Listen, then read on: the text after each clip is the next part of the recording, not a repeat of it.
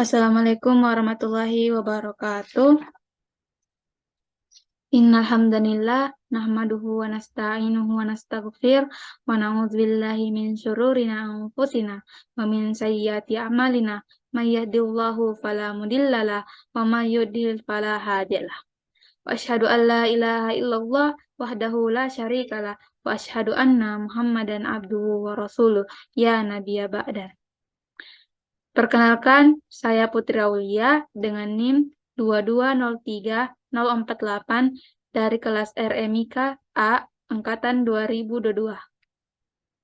Pada kesempatan kali ini, saya akan mempresentasikan hasil makalah saya sebagai tugas final mata kuliah Pendidikan Agama Islam dengan dosen pengampu Ustadz Tata Abdullah, SAG, MAG. Langsung saja, saya akan menjelaskan secara singkat makalah yang saya susun dengan judul Ma'rifatul Rasul atau Mengenal Rasul.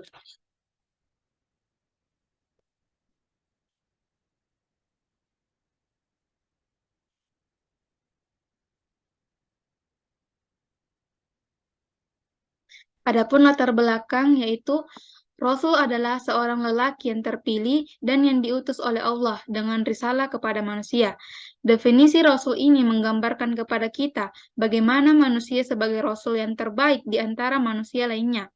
Sehingga apa yang dibawa, dibincangkan, dan dilakukan adalah sesuatu yang terpilih dan mulia dibandingkan dengan manusia lainnya. Adapun masalah yang saya rumuskan yang pertama yaitu apa pengertian dari Ma'rifatul Rasul, yang kedua apa saja perbedaan antara Nabi dan Rasul, yang ketiga siapa saja Rasul yang diutus oleh Allah Subhanahu wa Ta'ala, yang keempat bagaimana sifat dan ciri para Rasul-Rasul Allah, yang kelima apa saja tugas sehingga diutusnya para Rasul Allah, yang keenam apa saja mukjizat dari Rasul-Rasul Allah, dan yang terakhir yaitu apa saja kewajiban kita kepada Rasul. Adapun tujuan penulisan makalah yang pertama, agar dapat mengetahui perbedaan Nabi dan Rasul. Yang kedua, agar dapat mengetahui siapa saja Rasul yang diutus oleh Allah Subhanahu wa Ta'ala. Yang ketiga, agar dapat mengetahui sifat dan ciri para Rasul-Rasul Allah. Yang keempat, agar mengetahui tugas dan mukjizat dari Rasul-Rasul Allah. Dan yang terakhir itu, untuk menambah pengetahuan dan wawasan para pembaca mengenai Rasul Allah.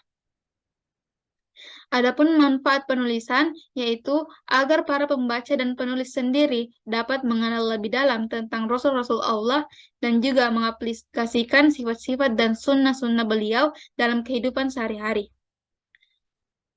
Langsung saja kita masuk pada pembahasan yang pertama yaitu pengertian Ma'rifatul Rasul.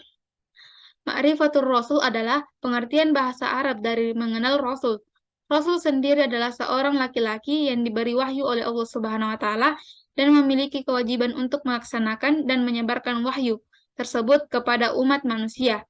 Hal ini tertulis dalam firman Allah Subhanahu wa Ta'ala dalam Quran surah Al-Anbiya ayat 7 yang artinya, kami tiada mengutus rasul-rasul sebelum kamu Muhammad, melainkan beberapa orang laki-laki yang kami beri wahyu kepada mereka. Maka, tanyakanlah olehmu kepada orang-orang yang berilmu, jika kamu tiada mengetahui. Mengenal Rasul merupakan sebuah bahasa yang sangat penting dalam pembinaan keagamaan seorang Muslim. Dalam kalimat syahadat kesaksiannya yang pertama yang dilakukan seorang adalah keyakinan bahwa Allah itu Esa, dan yang kedua adalah keimanan terhadap kerasulan Muhammad SAW. Oleh karena itu, pengenalan terhadap Rasulullah SAW sangat menentukan tingkat pemahaman, penghayatan, dan pengamalan seseorang terhadap ikrar keislaman mereka, karena dari sinilah terbentuklah kepribadian Muslim. Yang kedua yaitu perbedaan Nabi dan Rasul. Nabi adalah seseorang yang mendapatkan wahyu dari Allah Subhanahu wa Ta'ala untuk dirinya sendiri, sehingga tanpa ada kewajiban baginya untuk menyampaikan wahyu tersebut kepada orang lain. Sedangkan Rasul adalah seseorang yang mendapat wahyu dari Allah Subhanahu wa Ta'ala tidak hanya untuk dirinya sendiri, tetapi juga harus disampaikan kepada umatnya. Maka dari itu, terdapat pernyataan bahwa Nabi itu belum tentu Rasul, sedangkan Rasul sudah pasti adalah seorang Nabi. Berikut perbedaan Nabi dan Rasul. Yang pertama, Nabi menerima wahyu dari Allah Subhanahu wa taala untuk dirinya sendiri, sedangkan Rasul menerima wahyu dari Allah Subhanahu wa taala untuk disampaikan kepada umatnya. Yang kedua, Nabi diutus kepada kaum yang sudah percaya, sedangkan Rasul diutus kepada kaum yang belum percaya atau kafir. Yang ketiga yaitu perbedaan Nabi dan Rasul ada pada jumlahnya. Jumlah Nabi sangat banyak, yaitu kurang lebih 124.000, sedangkan jumlah Rasul adalah 312. Yang keempat yaitu Nabi tidak berarti Rasul, Rasul sudah pasti Nabi. Yang kelima yaitu perbedaan Nabi dan Rasul berdasarkan cara turunnya wahyu. Nabi mendapatkan wahyu melalui mimpi, Rasul dapat menerima wahyu melalui mimpi maupun melalui malaikat, serta dapat melihat dan berkomunikasi secara langsung dengan malaikat. Kemudian yang selanjutnya itu Rasul-Rasul yang ditulis oleh Allah Subhanahu wa Ta'ala. Dari Al-Quran dan hadis disebutkan beberapa nabi sekaligus rasul di selangnya, yaitu yang pertama, Nabi Idris alaihissalam diutus kepada Bani Qabil di Babul, Irak dan Memphis. Yang kedua yaitu Nabi Nuh alaihissalam diutus kepada Bani Rosib di wilayah selatan Irak. Yang ketiga yaitu Nabi Hud alaihissalam diutus kepada kaum Ad yang tinggal di Al-Ahqaf, Yaman. Yang keempat yaitu Nabi Soleh alaihissalam diutus kepada kaum Samud di semenanjung Arab. Yang kelima yaitu Nabi Ibrahim alaihissalam diutus kepada bangsa Kaldea di Kaldeaniun Irak. Yang keenam yaitu Nabi Lut alaihissalam diutus kepada negeri Sadum dan Amura di Syam, Palestina. Yang ketujuh yaitu Nabi Ismail alaihissalam diutus kepada untuk kabilah Yaman di Mekah. Yang kedelapan yaitu Nabi Ishak alaihissalam diutus kepada Kan'an di wilayah Al-Qalil, Palestina. Yang kesembilan yaitu Nabi Yakub alaihissalam diutus kepada Kan'an di Syam. Yang kesepuluh yaitu Nabi Yusuf alaihissalam diutus kepada kaum Hyksos dan Kan'an di Mesir. Yang selanjutnya itu Nabi Ayub alaihissalam diutus kepada kaum Bani Israel dan bangsa Amoria atau Aramin di Horan, Syria. Yang ke-12 yaitu Nabi Syuaib alaihissalam diutus kepada kaum Ras, negeri Madian dan Aikah. Yang ke-13 yaitu Nabi Musa alaihissalam dan Nabi Harun alaihissalam diutus kepada bangsa Mesir, Lawas dan Bani Israel di Mesir. Yang ke-14 yaitu Nabi Zulkifli alaihissalam diutus kepada bangsa Amoria di Damaskus. Yang ke-15 yaitu Nabi Yunus alaihissalam diutus kepada bangsa Assyria di Ninawa, Irak. Yang selanjutnya itu Nabi Ilyas alaihissalam diutus kepada kaum Funisia dan Bani Israel di Ba'labak, Syam. Yang ke-17 yaitu Nabi Ilyas alaihissalam diutus kepada Bani Israel dan kaum Amoria di Panyas, Syam. Yang ke-18 yaitu Nabi Daud alaihissalam diutus kepada Bani Israel di Palestina. Yang ke-19 yaitu Nabi Sulaiman alaihissalam diutus kepada kaum Bani Israel di Palestina. Yang ke-20 yaitu Nabi Zakaria alaihissalam dan Nabi Yahya alaihissalam serta Nabi Isa alaihissalam diutus kepada kaum Bani Israel di Palestina. Dan yang terakhir yaitu Nabi Muhammad SAW, seorang Nabi dan Rasul terakhir yang diutus di Jazirah Arab kepada seluruh umat manusia dan jin. Sedangkan Nabi Adam alaihissalam dan Nabi Syeds yang diutus sebelumnya hanyalah bertaraf sebagai seorang Nabi saja, bukan sebagai Rasul, karena mereka tidak mempunyai kewajiban menyebar risalah yang mereka yakini. Sedangkan Nabi Khidir, seorang Nabi yang dianggap misterius, ia tidak dikenal semakin lanjut kepada kaum apa ia diutus. Adapun Nabi dan Rasul yang memiliki gelar ulul azmi, yang pertama Nabi Nuh alaihissalam, yang kedua Nabi Ibrahim alaihissalam, yang ketiga Nabi Musa alaihissalam, yang keempat Nabi Isa alaihissalam, dan yang terakhir Nabi Muhammad SAW. Adapun sifat dan ciri para Rasul-Rasul Allah Subhanahu wa Ta'ala, yang pertama asyidik yang berarti jujur, yang kedua amanah yang artinya dapat dipercaya, yang ketiga fatona yang artinya cerdas, dan yang keempat yaitu tablik yang artinya menyampaikan, dan yang kelima yaitu dermawan yang artinya ikhlas memberi, menolong dan rela berkorban di jalan Allah Subhanahu wa Ta'ala. Adapun ciri-ciri para rasul yang ada dalam Al-Qur'an, yang pertama, laki-laki yang berasal dari manusia yang ada pada Quran surah Al-Kahfi ayat 110. Yang kemudian yang kedua yaitu maksum, terjaga dari kesalahan. Yang ketiga, menjadi suri teladan. Yang keempat, memiliki akhlak yang mulia seperti syidik, tablik, amanah, dan fatonah. Yang kelima, memiliki mukjizat. Yang keenam, tersampaikan berita tentang kedatangannya. Yang ketujuh, adanya berita kenabian. Dan yang terakhir yaitu hasil perbuatan seperti kader, sahabat, lingkungan, dan tatanan kehidupan dan peradaban Islami. Adapun tugas-tugas Rasul yang pertama, tugas umum, yaitu menyampaikan risalah. Yang kedua, memperkenalkan Al-Khaliq. Yang ketiga, menjelaskan cara beribadah. Yang keempat, menjelaskan pedoman hidup. Dan yang kelima yaitu mendidik. Adapun tugas khusus yang pertama, menegakkan din Allah. Yang kedua, menegakkan khilafah. Yang ketiga, membina kader. Yang keempat, membuat konsep panduan dakwah. Dan yang kelima, melaksanakan panduan dakwah. Selanjutnya itu mukjizat yang dimiliki para rasul seperti Nabi Adam, yaitu Allah Subhanahu wa taala bertindak langsung dalam penciptanya.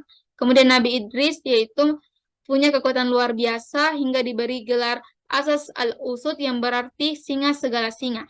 Yang ketiga yaitu Nabi Nuh, yang merupakan rasul pertama yang diutus Allah Subhanahu wa taala untuk menyampaikan ajaran pada manusia. Dan usianya diperkirakan mencapai 950 tahun. Yang keempat yaitu Nabi Hud, yang dimana beliau bisa menurunkan hujan saat kaumnya dilanda kekeringan. Dan kelima yaitu Nabi Saleh, yaitu dapat memunculkan unta betina dari sebuah batu seperti tercantum dalam Quran surah Al-A'raf ayat 73. Keenam yaitu Nabi Ibrahim alaihissalam, yang merupakan nabi yang termasuk dalam gelar ulul asmi dan tubuhnya tidak terbakar api. Yang ketujuh yaitu Nabi Lut, yaitu selamat dari azab Allah berupa gempa bumi dan angin kencang yang menimpa kaumnya, yaitu kaum Sodom. Yang kedelapan yaitu Nabi Ismail, beliau diberi kesabaran dan ketabahan yang luar biasa saat harus disembeli ayahnya sendiri, yaitu Nabi Ibrahim alaihissalam.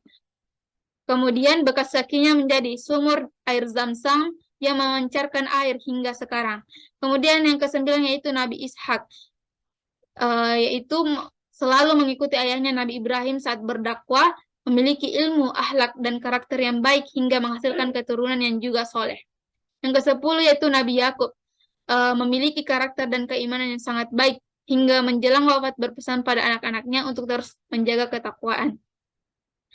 Dan juga beliau merupakan sosok yang mengawali sejarah Bani Israel.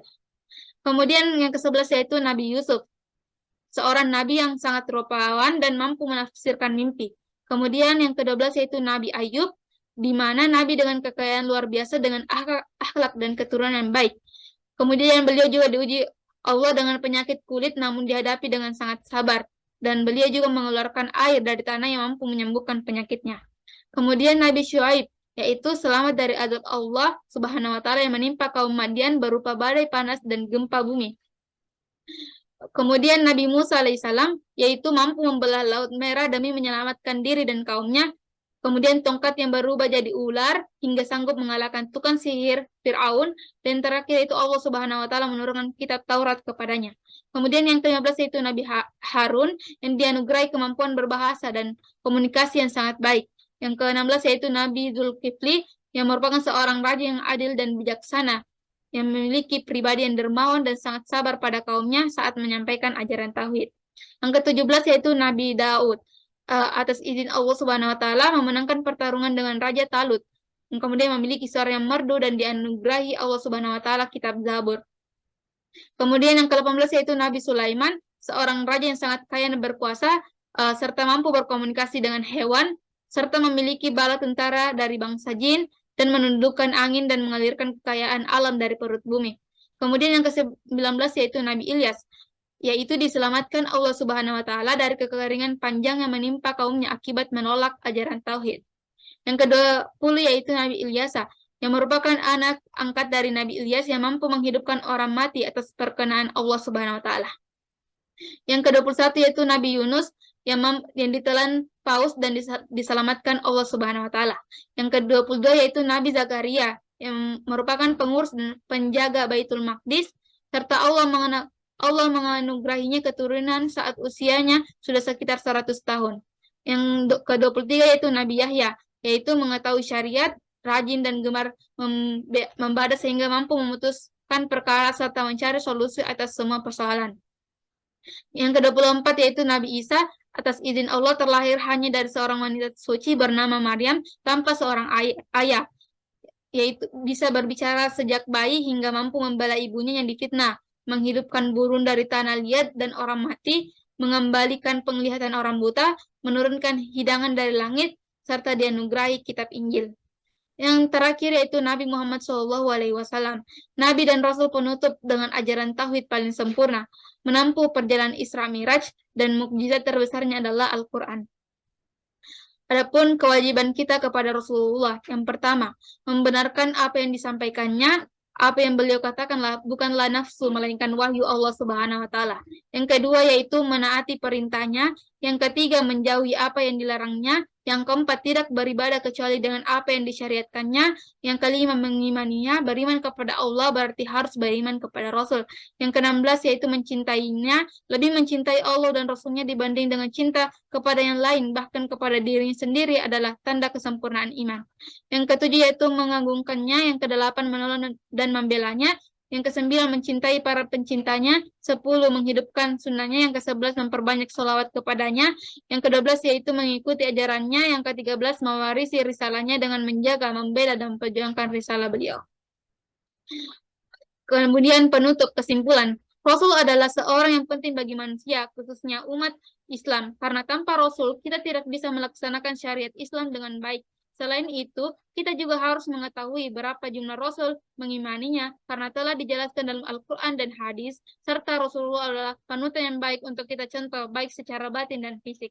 Saran, marilah kita menjadikan kehidupan maupun sifat pribadi Rasulullah sebagai contoh atau panutan kita dalam kegiatan sehari-hari, yang sesuai dengan syariah yang semestinya dan sekaligus membawa kita ke dalam kehidupan yang bahagia, baik itu dunia dan akhirat kelak nanti.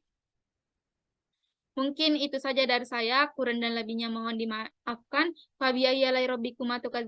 Wassalamualaikum warahmatullahi wabarakatuh.